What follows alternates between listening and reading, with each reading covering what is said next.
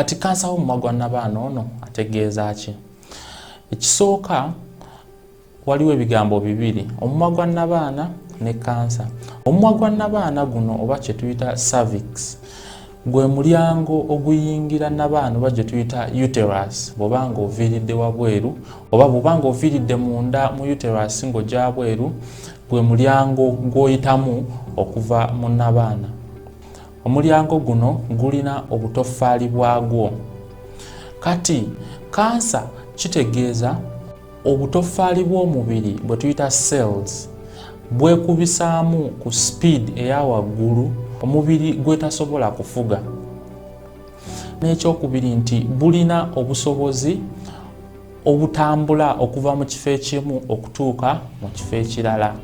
Buli kitundu kya mubiri kirina obutoffaali bwakyo obw'omubiri, naye bulina kubeeraawo wokka. Singa bukwata ekkubo ne buvaawo ne bugenda mu kifo ekirala, buba bugenda kuleeta obuzibu.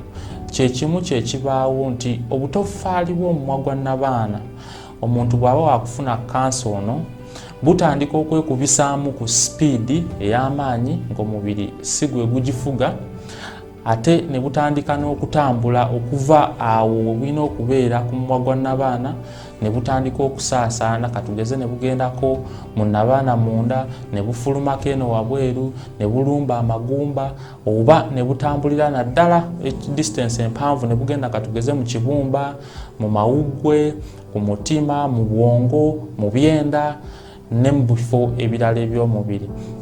Ne tugamba nti omuntu afunye kye tuyita kansa oba kookolo w'omumwa gwa nnabaana oba cancer of the cervix.